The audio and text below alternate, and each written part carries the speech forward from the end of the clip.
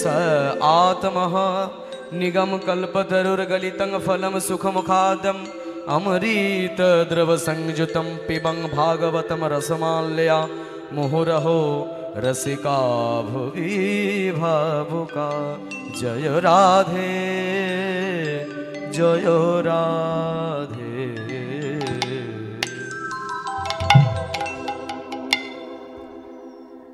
जय निताई।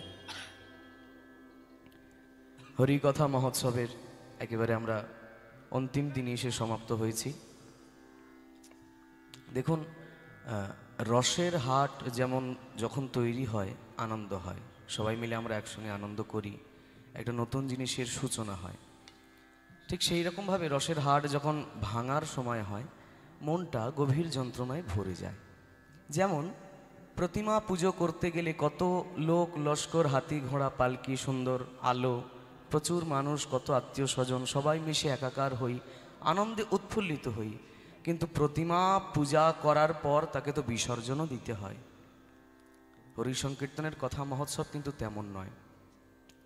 জাগতিকভাবে বলুন এবং বা আক্ষরিকভাবে বলুন, হয়তো আজকে বিশ্রাম দিবস কীর্তনের, কিন্তু এই 3 দিনের যে হরিকথা মহোৎসব তথা ভাগবতীয় কথা বা ভগবানের বাঙ্গময় লীলা বিলাসের আলোচনা হয়েছে, এই 3 দিনের কথা চলতে না চলতেই হৃদয়ঙ্গম যদি করা যেতে পারে, হৃদয়ে এই কথা যদি নামানো যেতে পারে, আক্ষরিকভাবে 3 দিনের সমাপ্তি হয়তো ঘটছে, কিন্তু দেখা যাবে এই 3 দিনের কথার এমন একটা প্রভাব পড়বে সারাটা জীবনে আমাদের, যে এই কথার ওজন এবং কথার মাধুর্যতা এবং কথার অর্থ বহন করতে করতে করতে করতে আমাদের চিরটা কালই কেটে যাবে। এটাই হয়, কারণ কৃষ্ণ কথার প্রত্যেকটা কথা এতটা মাধুর্যপূর্ণ যা হৃদয়ঙ্গম করলে তবেই বোঝা যায়। শাস্ত্র বলছে জিতাশ্ম, জিত শ্বাস এবং জিত সঙ্গ। যদি তুমি ইন্দ্রিয় জয় করতে পারো জিতাশ্ম, যদি তুমি রিপু জয় করতে পারো জিতাশ্ম, এবং জিত সঙ্গ, যদি সাধু সঙ্গ করতে পারো তাহলে হবে জিত সঙ্গ। এই 3টে যদি তোমার মধ্যে ঠিকঠাক থাকে তবে তুমি হবে জিতেন্দ্রিয়। জয় করা হয়েছে, কীর্তন বাসরে এসে কিছু জয় করতে হয়, সেটা হচ্ছে কৃষ্ণের চরণ। কৃষ্ণ প্রাপ্তির বাসনা আমাদের সবার মধ্যেই রয়েছে, যার জন্য এত নিশি প্রহর জেগে আমরা কীর্তন গাইছি এবং কীর্তন শুনছিও বটে। মানুষের মধ্যে যখন গভীর আকাঙ্ক্ষা জাগে কোনো কিছু পাওয়ার, কোনো কিছু প্রাপ্তি করবার, তখন মানুষ বোধহয় এইরকমভাবে পরিশ্রম করতে থাকে।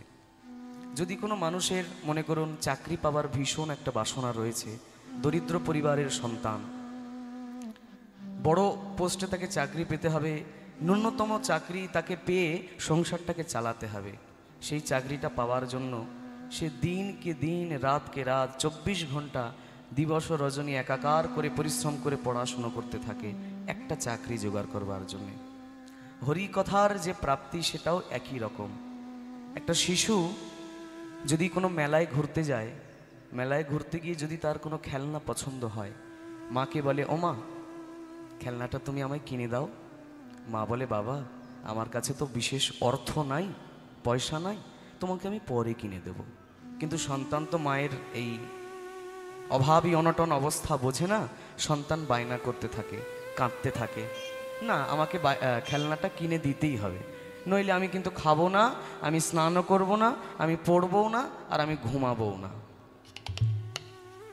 3 দিন 4 দিন 5 দিন চলে যাচ্ছে, ছোট্ট বাচ্চাটা খাচ্ছেও না, ঘুমাচ্ছেও না, স্নান করছে না, চুপচাপ দরজা বন্ধ করে ঘরের মধ্যে কাঁদছে, আমাকে ওই খেলনাটা কিনে দিতে হবে। এ হচ্ছে শিশুর মন। শিশুর মন কি আর বড়দের পরিস্থিতি বোঝে? বড়দের পরিস্থিতি বোঝে না। একেবারে চতুর্থ এবং পঞ্চম দিনে এসে মা মনে মনে ভাবছে, আমার বেটা খায় না, ঘুমায় না, স্নান করে না, পড়াশুনোও করে না, এত কান্নাকাটি করছে, এই পুতুলটা পাওয়ার জন্য যাকে যাক, কয়েকটা পয়সাই তো যাবে, ঠিক আছে যা, তোকে আমি পুতুলটা কিনে দিলাম। 4-5 দিনের কান্নাকাটির পর ছেলেটা কিন্তু পুতুলটা পেল। প্রচুর কান্নাকাটি করার পর না খেলো না ঘুমালো, তারপর মা কিন্তু মানলো যে তোকে আমি পুতুলটা দেব। একজন ভক্তের হৃদয় ঠিক এইরকম শিশুর মতো হওয়া লাগবে প্রথমে। প্রকৃত ভক্ত যদি হতে হয় এবং কীর্তন আসরে বসে যদি মনে হয় আমাকে কৃষ্ণ প্রাপ্তি করতে হবে, মনটা সত্যিকারের শিশুর মতো করতে হবে, যে হে ভগবান, ভগবানকে একটা পুতুলের মতো কল্পনা করুন, এই শিশুর মতো। যতক্ষণ না তোমাকে আমি প্রাপ্ত করতে পারছি ততক্ষণ না খাবো, না ঘুমাবো, না স্নান করব, না পড়াশুনো করব। এই রকম শিশুর মতো মন প্রাণ হয়ে কৃষ্ণ ভজন করলে তবে কিন্তু প্রাপ্তি নিকট হবে বলে আমার মনে হয়, নইলে কিন্তু হবে না। জয়নি তাই তো কৃষ্ণ প্রাপ্তি করতে গেলে আপনাদের প্রত্যেকের ঘরে আয়না রয়েছে, যে আয়নায় মুখ দেখা যায়। এই হৃদয়রূপী একটা আয়না রয়েছে, যে আয়না জন্মার্জিতভাবে তার মধ্যে ধুলা ময়লা পড়ে রয়েছে। প্রাকৃত জগতের আয়নার ধুলো ময়লা ঝাড়তে গেলে আমাদেরকে একটু জল দিতে হয় বা একটু ন্যাকড়া কাপড় দিয়ে তাকে মুছে দিতে হয়। কিন্তু সামান্য জল আর ন্যাকড়া দিয়ে এই হৃদয়রূপী যে আয়নার যে চিত্র, সেটা কোনোদিন ঠিকঠাক মতো পরিষ্কার করা যাবে না। দেখুন, সাবান আমাদের দেহ পরিষ্কার করে, তাই তো? সাবান আমাদের দেহর নোংরা ময়লা দূর করে, কিন্তু সেই সাবানকেও কিন্তু নোংরা আবর্জনা থেকে দূরে রাখতে হয়, যাতে কি সাবানে নোংরাটা না লেগে যায়। দেখুন, যে বিষয় আমাদের দেহের ময়লা পরিষ্কার করে তাকেও কিন্তু যত্নে রাখতে হয়, যাতে তার অঙ্গে নোংরা না লেগে যায়। কৃষ্ণ কথা বা হরি কথা একই রকম, একই রকম। এই আমরা কৃষ্ণ নাম শুনছি, শুনতে শুনতে যদি একটু প্রেম হয়, প্রেম হওয়ার পর যদি আমাদের মনে হয় আহা আমি তো বড় ভগতজি হয়ে গেছি, আমি অনেক বড় ভক্ত হয়ে গেছি, এই কৃষ্ণ কথা শুনে কৃষ্ণ ভক্তি জাগার পর এই ভক্তির যে অহংকার, এই অহংকারটা জেগে গেলে খুব সমস্যা আছে। এই অহংকারটা একবার যদি জেগে যায়, না হবে কৃষ্ণ প্রাপ্তি, না হবে মুক্তি। কিন্তু ভগবান বারে বারে আসেন জগতের জীবকে চিন্তামুক্ত করবার জন্য, সংসারের বিষয় যন্ত্রণা থেকে দূরে করবার জন্য এবং কৃপা করবার জন্য। আজকেও তিনি এসেছেন, প্রতি যুগে যুগে তিনি অবতীর্ণ হয়েছেন, কোটি কল্পকাল বৃক্ষ যুগ ধরে অবতীর্ণ হয়েছেন। আচ্ছা, প্রথম কথা আমি বলি, আমরা অনেকে মনে করি এই যে সত্য, ত্রেতা, দাপর, কলি, এই যে চারটে যুগ, এটা বোধহয় একবারই এসছে। একবারই এসেছে তা কিন্তু নয়। কোটি কোটি যুগ ধরে সত্য, ত্রেতা, দাপর যুগ চলছে, আর আমরা কোটি কোটি কল্পে জন্মগ্রহণ করছি। আপনারা জানলে অবাক হবেন যে চতুর্মুখী ব্রহ্মা হচ্ছে সৃষ্টিকর্তা, জগৎকে সৃষ্টি করে। সেই ব্রহ্মার 12 ঘন্টার সময় হচ্ছে, আমাদের মর্তধামের 12 ঘন্টার হিসাবে ব্রহ্মার আয়ু হচ্ছে 429,40,80,000 বছর। এ হচ্ছে ব্রহ্মার 12 ঘন্টা। যার 12 ঘন্টা 429,40,80,000 বছর, তাহলে ভেবে দেখুন সেই মানুষটা বাঁচবে 100 বছর। ব্রহ্মার আয়ু 100 বছর, তাহলে তার সমগ্র জীবনকাল কতটা, কতটা তার জীবনকাল? সেই অনুপাতে শাস্ত্র বলছে ব্রহ্মার সমগ্র জীবনকাল হচ্ছে 429,408,00,000 বছর। পরে আবার শাস্ত্র বলছে যে ব্রহ্মার এক জীবন কাটাতে 429,408,00,000 বছর কাটে, সেই অনুপাতে ব্রহ্মা লক্ষ লক্ষ জনিবার জন্মগ্রহণ করেছে। তাহলে আমরা কোথায়?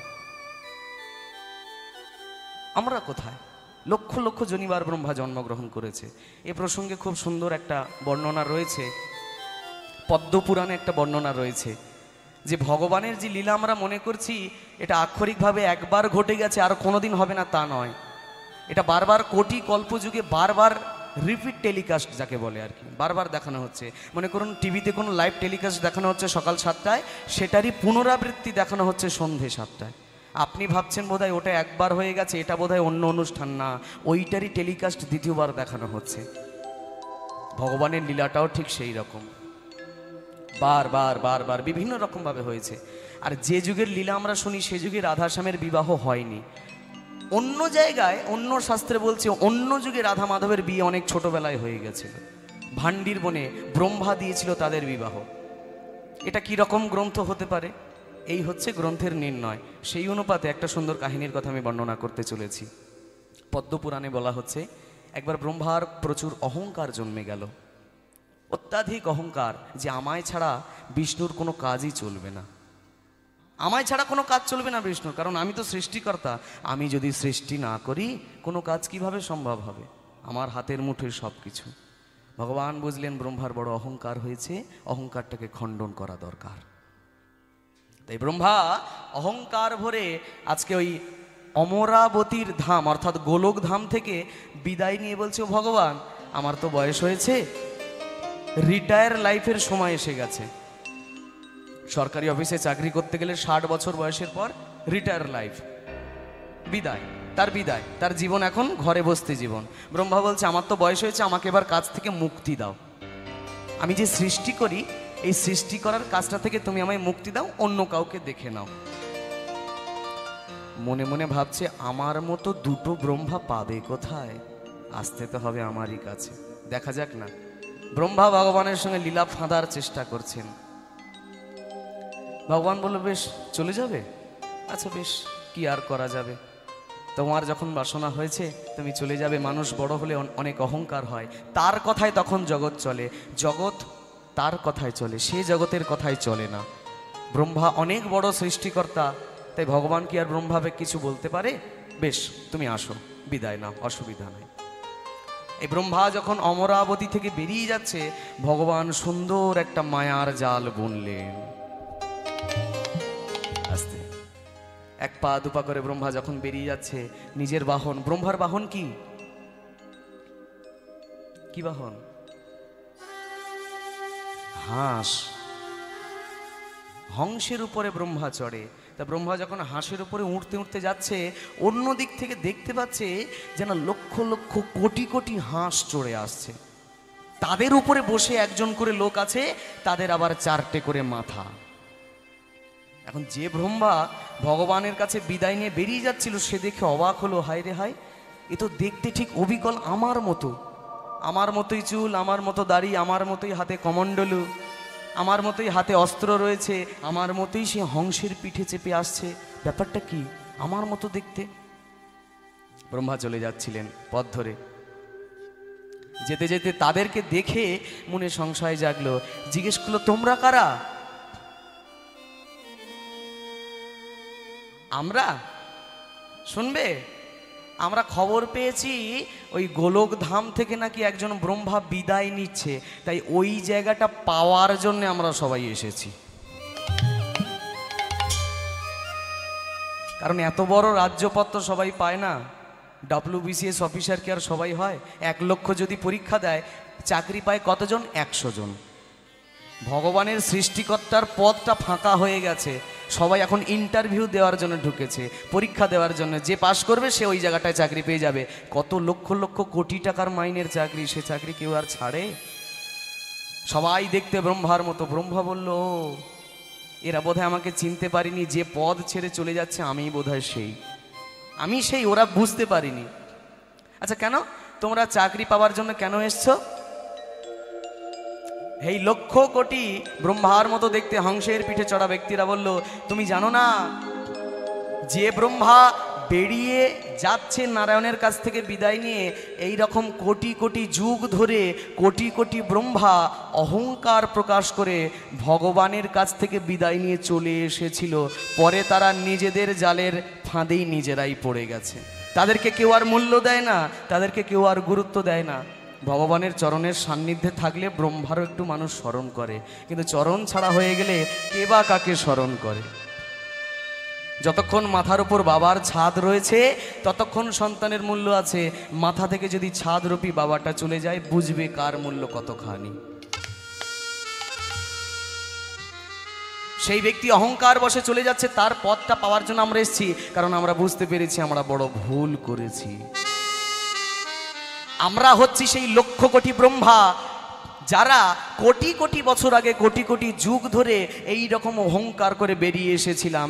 এখন পস্তাচ্ছি, খবর পেয়েছি নতুন ব্রহ্মার পদ ফাঁকা হয়েছে, তাই চাকরির ইন্টারভিউ দেওয়ার জন্য আমরা সবাই ঢুকেছি। এই শুনে ব্রহ্মা বুঝে গেল যে আমার গোবিন্দ ছাড়া জগতে কেউ নেই, কিন্তু গোবিন্দের আমাকে ছাড়া অনেক আছে। ছুটতে ছুটতে ছুটতে ছুটতে গোবিন্দের চরণে গিয়ে আছাড় খেয়ে পড়ল, হে ভগবান, হে বিষ্ণু, না না, আপনি আমাকে আমার পথ থেকে সরাবেন না। যতদিন আমার দেহে প্রাণ আছে, যতদিন আমার চোখে নয়ন আছে, আমি আপনাকে দেখতে পাই, আপনার চরণে প্রণাম করতে পারি, যতদিন দেহে প্রাণ থাকবে ততদিন আপনি আমায় এই পদে নিযুক্ত রাখুন, এবং আমি নিরন্তর আপনার চরণের সেবা করে যাব এবং আপনার কথা মতো সৃষ্টি করে যাব। বোঝা গেল কি, সেই দিন ব্রহ্মার অহংকার চূর্ণ করে দিল সাক্ষাৎ ভগবান। এখান থেকে তত্ত্ব শিক্ষা পাওয়া যায় যে লক্ষ কোটি যুগ ধরে লীলা চলছে। আরও একটা উদাহরণ আছে রামচরিত মানসে, আমি কিছুদিন আগেই পড়ছিলাম। রাম ভগবান যখন লীলা শেষ করার পর দাপর যুগে ঢোকে না, ওই রামের প্রিয় ভক্ত হচ্ছে হনুমান। আর হনুমান যতই বয়সে বড় হোক, মনটা তার শিশুর মতো, অবলা এবং সরলা। কেমন মন একটু বলি, আগে শুনুন। একদিন সীতা দেবী দর্পণের সামনে সিঁদুর পরছে, তো হনুমানজি মহারাজ গিয়ে বললেন, ও মা, তুমি সিঁদুর পরছো কেন? বলছে, বাবা, এই সিঁদুরটা পরলে তোমার প্রভু রামচন্দ্রের মঙ্গল হবে, তাই জন্য আমি কপালে সিঁদুর লাগাই।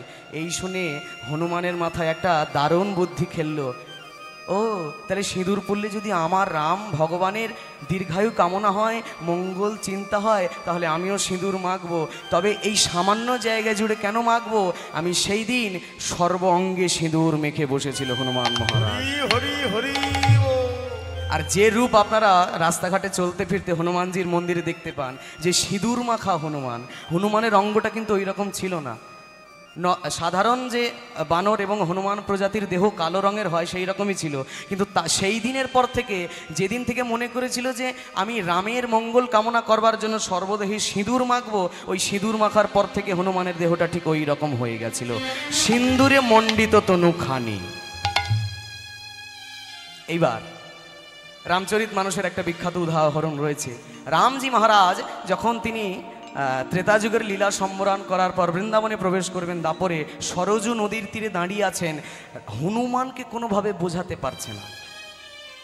হনুমান তো নাছোড়বান্দা, চরণ ধরে রয়েছে, আমি তোমাকে যেতে দেব না, আমি তোমার প্রিয় ভক্ত, তুমি চলে গেলে আমি বাঁচবো কিভাবে?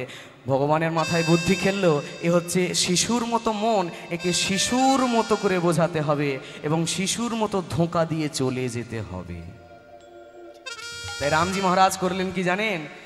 ওই কথা বলতে বলতে রামচন্দ্রের এই আঙুলটাই ছিল একটা আংটি, যাকে বলে ছাপ, রাজস্থানী ভাষায় বলে ছাপ।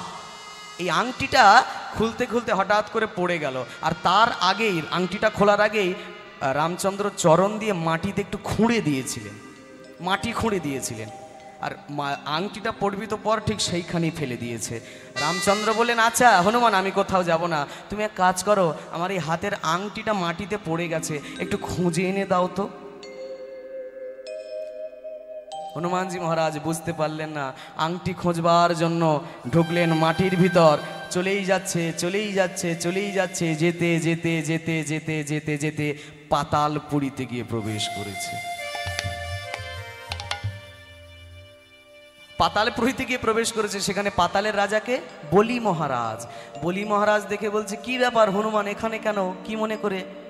হনুমানজি বললেন, ও সেই আমার ভগবানের আংটিটা পড়ে গেছে, তাই খুঁজতে এসেছি, আংটি পড়ে গেছে তাই খুঁজতে এসেছি। বলি বলল, হনুমান, আবার রামজি মহারাজ তোমাকে বোকা বানিয়ে চলে গেছে। কেন? ওই দিকে চেয়ে দেখো, আংটির পাথর হয়ে রয়েছে। আংটির পাথর কেন না, ভগবান রামের যখনই ত্রেতা যুগের লীলা শেষ করার সময় হয়, তখনই তোমার মতো যারা আরও যুগে হনুমান ছিল, তাদেরকে এই আংটির আছিলায় এই একেবারে এই দৈত্যকুলে পাঠায়, আর পাঠাতে পাঠাতে যখন তুমি নিচে নামো, সেই সুযোগটা নিয়ে রাম ভগবান বৈকুণ্ঠে চলে যায়। তুমি বুঝতে পারো না, ওই দেখো আংটির পাহাড় হয়ে রয়েছে। তুমি একা হনুমান আংটি খুঁজতে আজকে আসনি, তোমার মতো কোটি কোটি হনুমান আংটি খুঁজতে এসে এখানে ধরা পড়েছে আমার হাতে। আর এখন উঠে গিয়ে তুমি দেখবে, যেখানে তোমার রাম ছিল সেখানে আর রাম নেই, রাম এখন স্বর্গধামে চলে গেছে, দাপর যুগে প্রবেশ করবে। এখান থেকে সিদ্ধ হয়, লীলা কিন্তু এক যুগের নয়, কোটি কোটি যুগ ধরে লীলা চলছে। বিভিন্ন যুগে বিভিন্ন রকমভাবে লীলার রকমারি পার্থক্য দেখা যায়। ভগবান প্রতি রকমভাবে লীলা করেছেন। তাই বর্তমান কলিযুগে এসে ভগবান যে কিভাবে লীলা করছেন এবং ভক্তদের মনোগ্রাহণ করছেন, সেইটা আজকে পদকর্তা পরমানন্দ দাস বর্ণনা করছেন কত সুন্দরভাবে। প্রেম সে আগে সবাই মিলে আমরা জয়ধ্বনি দিই, সবাই বলুন নিতাই গৌর কৃষ্ণ প্রেমানন্দে হরি হরি বল। যাই।